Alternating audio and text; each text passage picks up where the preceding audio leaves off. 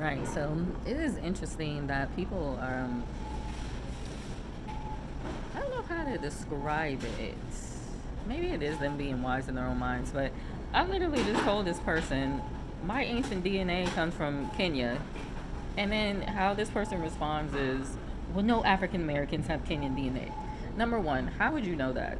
Have you tested every African American to know where their DNA comes from? And then there was another dude yesterday that said I was a Canaanite, and I'm like, do you even know where my ancestors come from? So it's just like weird to me that people can just tell you, like, when you have scientific evidence and approval from God of who you are, they still want to play God and try to tell you who you are. So my ancient DNA has so many markers in Kenya, so many markers. Most of my markers are in Kenya, a little bit in Tanzania, a little bit in Uganda, a little bit in South Africa. Now, I have a clan by the name of Kirkpatrick that were in Scotland, okay? And this website, they give you your clan, the tartan that they wore, I guess, and their haplotype. And their haplotype was E1B1A or B, one of the two. But those two haplotypes, they're native to Africa. And so with that said, these people that were in Scotland, Clan Kirkpatrick, they had a castle and everything. They were African. They were Kenyans, okay? Now, Tayeta is also called Dawida, as in King David, and I actually just found an article saying that King David was from Tayeta. He was also called Tayeta. So, Taita, I might be saying it wrong. So, the Israelites were in Europe, right? All over Europe. When the Spanish Inquisition hit, they had to leave and they fled into Africa. So that's how we get, Chefchaouen, which was a city that was built by the Jews that fled into Morocco. And that's also how we get West African Jews. There was a man by the name of Sir Francis Richard Burton who wrote a book called, I think, Road to the Homie Mission to Galilee. And he went to explore the land of the Homie, and he found that there was 115 towns of the tribe of Judah. Now, I had pictures of what the inhabitants look like, but for some reason I couldn't find them on my phone yesterday. Very, very dark skin African looking. The Portuguese Jews were said to be African looking. They were called Negroes, okay? And so, my guess is the Tayeta were kicked or fled out of Europe into West Africa. They originated in the land of Abraham, which is East Africa, down to South Africa, during doing scatterings and that kind of stuff, ended up in Europe, were kicked out of Europe, went to West Africa, which is still the land of Shem. It's not their land, but it's the land of Shem. And that's how they got over to West Africa. And they are actually, and they might even be related to the Yoruba. I know that the Yoruba went south into Ghana and they're called the Iwe, or I could be saying that wrong. So it's the same tribe, different name. So, who's to say that this was not the Tayeda that went into West Africa and that's who we get the Yoruba and the Iwe from? I don't know. I'm praying to God about it. I know that He reveals all things. In fact, I asked Him to give me an understanding of the land of Shem. And I started thinking about Afra. What is Afra? Because it says one of the borders of Shem's land is Afra. And so He puts the word in my mind, Biafra. So I'm looking at this text yesterday, and it says Afra, but there is a apostrophe before the A, meaning that it is substituting for something. So B is probably what it's substituting for, all right? And then you have the Afra part still left. So he showed me that this was where the border of the land of Shem goes. The Afra was, I guess, a part of all the land in which what we would call Nigeria. They had a fight, separated, and this is part of the land of Cameroon now. Now you got Jews in Cameroon that were called the Calabar, the Bemeleki, and it's funny because they still wear the blue and white, that a lot of, that the Jews wore back in the day. So, my thing is, there are powers that be that constantly want to turn us from the truth.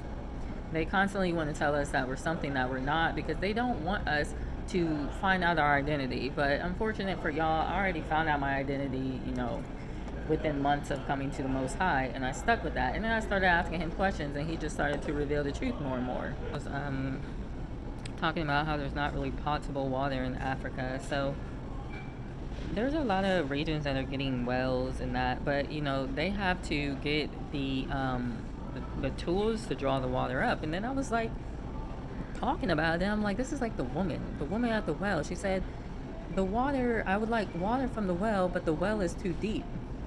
And then the Messiah was like, buy from me living water. And so I think that's what's going on with Africa. There's a lot of believers, but they don't believe. And then you have people that have come in. Okay, I take that back because I feel like the Spirit is saying something else. There's a lot of true believers in Africa. There is. There does, however, seem to be people sneaking in and corrupting the faith, and a lot of these pastors and teachers and leaders and that kind of stuff, kind of like they've been doing in America for the longest time. It just reminded me of being in East Africa and the water there. Like, the bottled water all have fluoride in it except the Coca-Cola brand, which was I hate Dasani. Like, in America, I hate Dasani. The Dasani over there tastes different though. It tastes like your regular water here. They're doing this on purpose. They know that that land is the land of Abraham. They know that the Israelites are there. The other Abrahamic people are also there. And what they want to do is keep these people docile and stupid by putting poison in their water. That's how wicked these people are. You think there's nothing going on behind scenes. And what they do is they say, oh, wow, we're becoming so developed. Coca-Cola has a factory over there. We are so successful in this world. Everyone's always looking with their eyes and not seeing. And so they're busy poisoning these people. I got mad at this dude. What tribe was he from? I think he was Luo. He made me so mad because, we were cool on Facebook. He's claiming to have an orphanage, which a lot of these Africans do that too. They say, oh yeah, I have an orphanage, and they're not really doing anything. They're hosting those kids so that they can get money from other people. It's the same thing with these NGOs, these people that come over from America and Europe, and they build these churches and they build these NGOs, and they're just doing it for money. That's it, or control. I definitely think a lot of them are actually like military operations. They want to keep their eyes on the true children of Israel. But I don't think that's going to be anymore for much longer. They're rioting right now in Kenya. And 2 years ago, it's almost been 2 years, I had a dream that there was a white glowing Taw over East Africa. And I think it represented like the land of Abraham. And we know that the Taw is the last letter of the Hebrew alphabet, which means it's the end. And so he declares the end from the beginning. And although it is the end for them, Esau being the end of the world, England came out, I think, right before I got to Africa like 2 years ago. Esau is the end of the world. Jacob is the beginning. So I think they're rioting and all these kinds of things. I think all that's spiritual. I think they said, we're fed up, we have enough. Someone actually stated that Rudo was an Edomite. Maybe he's part Edomite, part Egyptian or something. He just seems like something else, but I don't know. I don't know what he is. The guy I was talking to, he said the Nilotics are actually Egyptians, and so Rudo is a Nilotic apparently, is what he said. And so maybe it is like being under Pharaoh or something. But yeah, I went to Kenya, I went to Nairobi. I mean, it's so dirty. It's so dirty there. Like, I hated that. I don't like being in these cities. There's no traffic lights. Okay, let me just complain a bit. There's no traffic lights, no direction.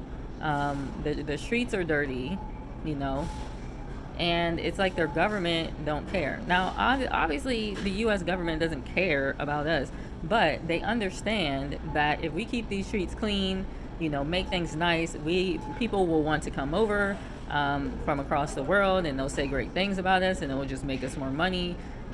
These people, the Kenyans and other people in Africa, have been oppressed for so long by the colonizers. For so long. All their money is going to these colonizers. Actually, I think, who is it that pays, is it Britain that pays Kenya $400,000 a year to have access to their gold mines? Are you an idiot, Rudo? Never ever. $4 million a year. Okay, if I was being a business person right now, $4 million a year, get out my country. But I'm sure that he's probably afraid he's going to lose his life, or he hates the Israelites. And I think that's what it is. He hates the Israelites. A lot of these people do, because they are of these demonic lines of people. You know, I don't know if he is one of these Nephilim or what, but the Israelites were undergoing hard labor in Egypt, and Pharaoh wanted to make it harder for them because he was afraid that they might grow in number and take over. We're going to see what happens, all right? The Taw is the mark of the covenant as well. All right. Clearly, the Father has not forgotten his firstborn son, and he never will. So, currently, we have people trying to cover that up, stating that they are the Israelites when they are not the Israelites. And I'm not talking about those people in the land we call Israel. I'm talking about Europeans now. They are literally trying to take credit where there's no credit due. They will not keep their hands on anything. Oh, there's this Mason running. They always like sniff around me because there's something wrong with them.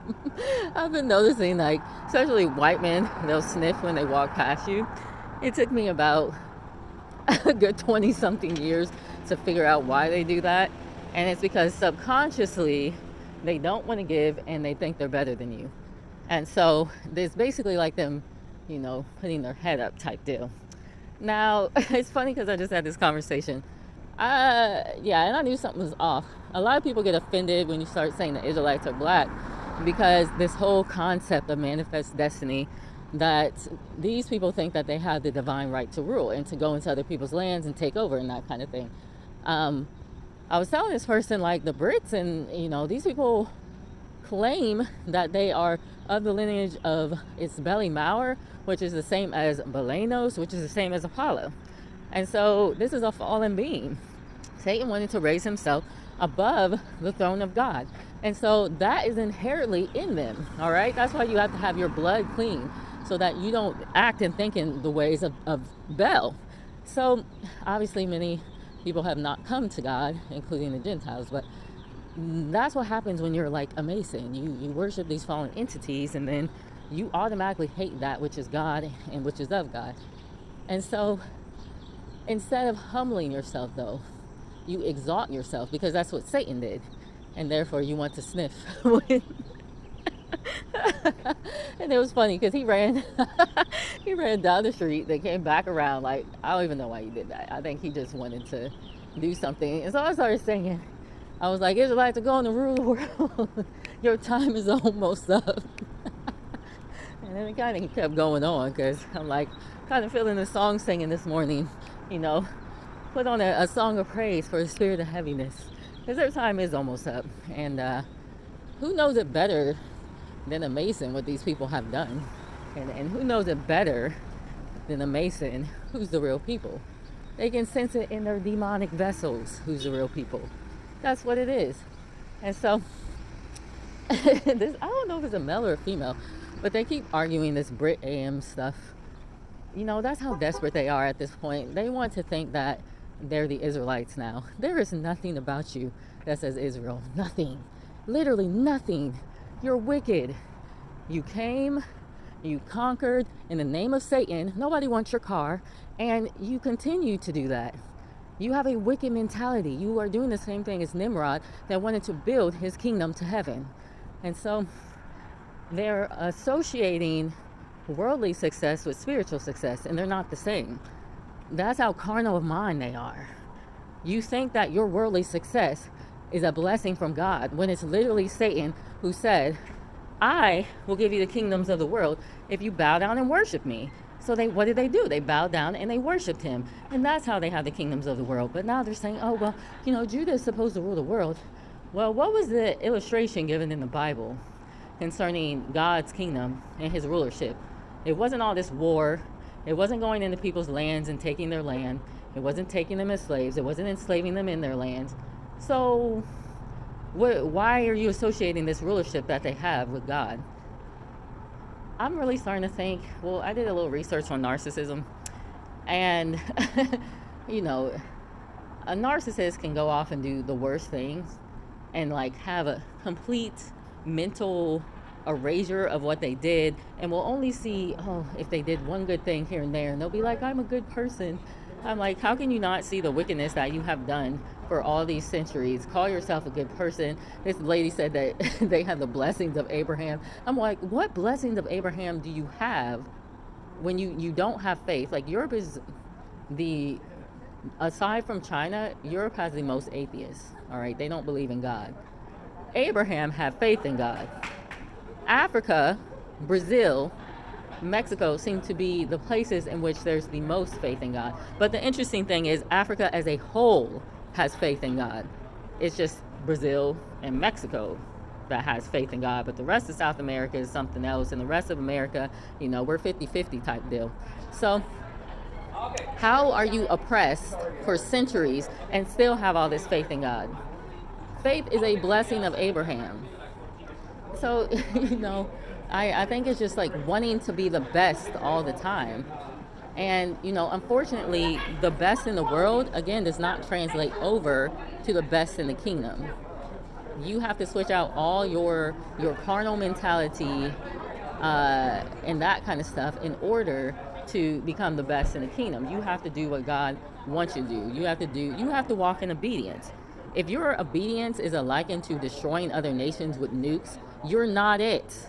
And the fact that these people were like, oh yeah, we're going to go to Ukraine, Jerusalem 2.0, and we're going to nuke anyone who tries to touch us. Are you blind? These people are so sick in their heads that they think that this is normal when they hear it. They have no idea of their sickness. It is I don't even know how to describe it. Strong denial. It's definitely strong denial. Or, I even think you have to have an understanding of what something is first before you can say, this is what it is and this is what it is. I don't even think that they see themselves as sick. Or if they do subconsciously somewhere, then, they don't want to acknowledge it. Someone was talking about white guilt the other day, and I was like, oh, this makes a lot of sense. Because, I was at Marshall's, and there was a teenage white girl there. Now, there seems to be something with teenage white girls and them wanting to stare and look me up and down and that kind of stuff, even though I'm minding my business. And so I'm in line, and the girl's at the register. And I come over and I say, hey, how are you? Now, I don't work at Marshall's. You are the customer service agent. You should be saying hello, how are you to me, because I'm a very strong advocate concerning good customer service. That was something that Abercrombie & Fitch instilled in me. Shout out to Mike Jeffries. No, I'm just kidding. But as soon as I approached her with kindness, then it was like her whole demeanor had changed. I don't know what she thought I was going to be like or act like, because I also think sometimes people have a subconscious belief or whatever in their minds, and they think you're going to be a certain way, so they start acting that way, because I've definitely done that myself, and I've had to check that myself, because really God, he wants us to love other people even despite the fact that they don't love you. And so, what happens is they notice what they do is wrong, and then they start trying to find a way to console themselves, which sometimes will result in character attack because they don't want to feel like they're the one that's wrong, or it will result in like being offstandish and thinking that you're better or whatever the deal is. So it was a weird interaction. But this is the thing with these folks a lot of the time. Perhaps it is a guilt. It is a guilt. The guilt gets them, and then they start acting a certain way, because many of them will not own up and confess to, their wrongdoings. They rather just keep covering it up. It's not a good idea, because essentially you're going to create complexes in yourself. So I just think it's funny, because for people who have gone over and stolen the land and the people from everybody else, why are you so afraid anyone's going to take anything from you? I mean, it's going to happen because you have to reap what you sow. But it's so funny that you're afraid the people who you have stolen from and have taken from their literal land, you're so afraid that they're going to take something from you.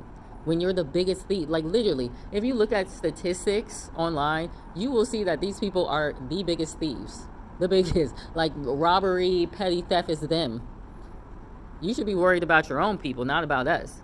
But it also says a wicked flee when nobody's chasing after them. So nobody wants what you got. Not me. I was walking around last night and I was like, this is such a pointless lifestyle. Like, you are constantly doing things to try to feel better about yourself. You want the new clothing, you want the new bag, you want the new car.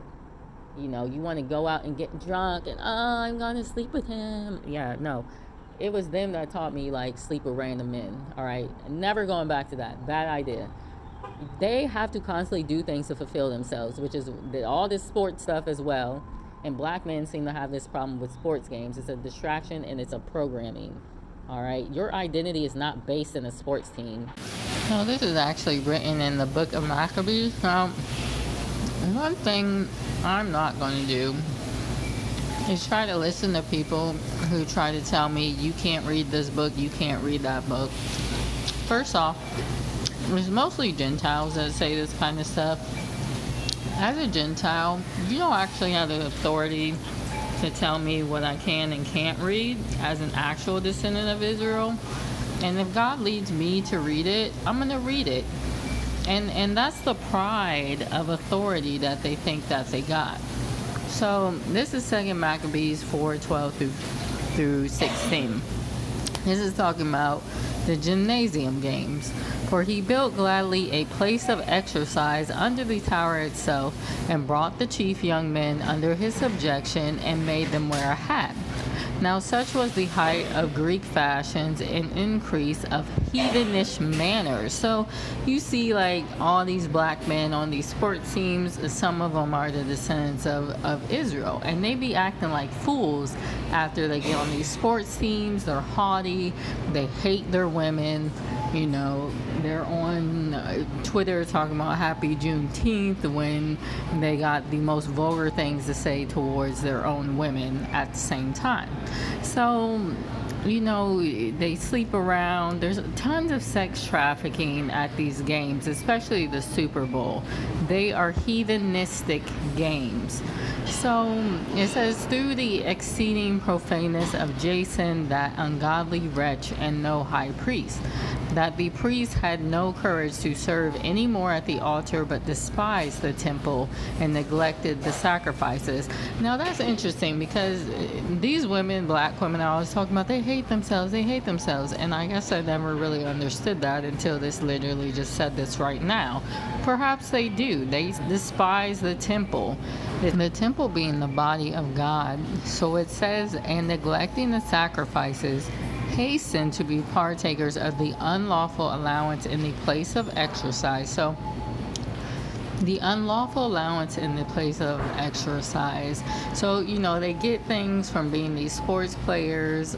They despise the sacrifices, which, what are the sacrifices? It's prayer, laying your life down for God to help, you know, your brethren, these kinds of things. I've been wondering for a while where these men have gone in the community, because you always see the black women fighting for their rights and the rights of the other people in the community. They just go off and they sleep around and they watch sports and all this stuff, and they have left the holy things of God, and they no longer even want to be in marriages. All right, it's just, let's get what we can get, let's get the bag, whatever. So continuing, it says they do this, okay, in the place of exercise. So a lot of them are like, yeah, my exercise is going to make me a healthy person. And, you know, that's kind of what they teach you in the world. But the fact of the matter is, exercise profiteth little, okay? It only gets you so far. You need to practice holiness. So it says, after the game of discus, called them forth. So discus is where they be throwing that disc and all that. So it says, by reason whereof sore calamity came upon them, for they had them to be their enemies and avengers.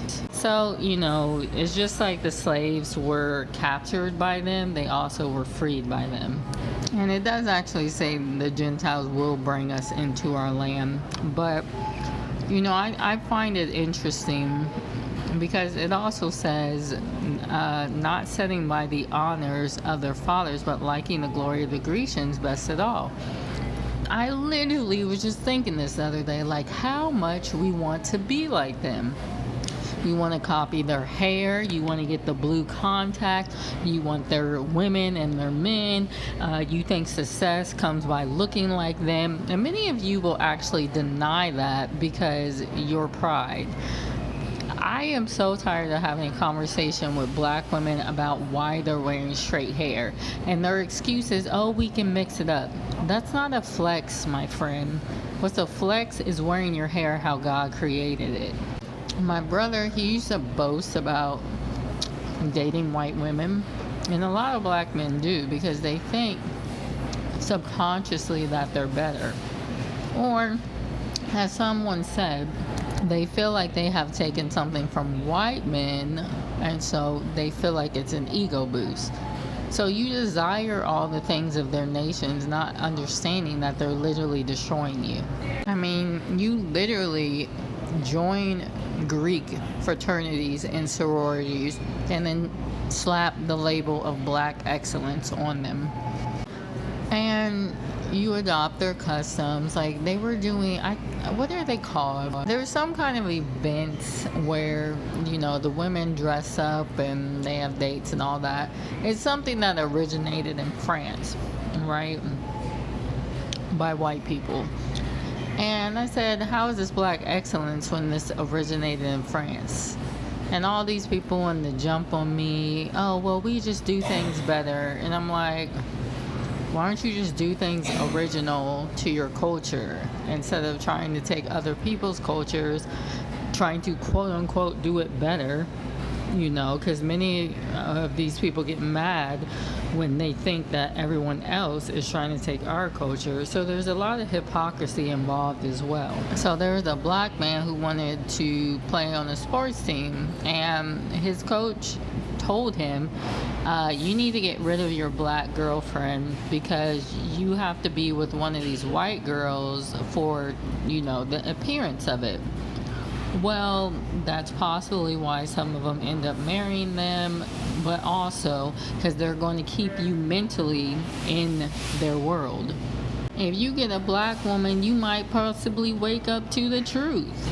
And then when you do that, it's going to be all hell breaking loose for these people. They're not ready for it. That's why, sometimes I look up and these people are just looking at me. Someone had posted something. I don't know if it was like an article, but basically it was saying part of their job is to make sure that we're not getting out of line. Why do you think that they are promoting us getting with these other nations at this point? I mean, it's literally all over Instagram. And someone said that these people are actually paid to promote that. All right. What they want to do is destroy the lineage of the Messiah. The CIA literally posted that they have to subdue black militant groups out of fear that a Messiah would arise out of them. They specifically said black. So all you people out here that are like, it doesn't matter that we whitewash Jesus. No, it does matter. That was done on purpose to erase the identity of the Israelites. So they're afraid that we are going to join together and that we're going to be able to rise up. And so what they do is they put Planned Parenthood inside these inner city neighborhoods. They trick us into thinking everything's about sex. You abort your baby. There's trouble for that from God. It's no different than Herod going after the children and Pharaoh killing all the babies. All right. There was an African woman talking, and she was in Europe. And she said that these women would go around dating the African men and they would like boasting it. Well, I hate to tell you this, but Get Out was a documentary not for entertainment purposes only, babe. They want to subdue you, okay? That's what they want.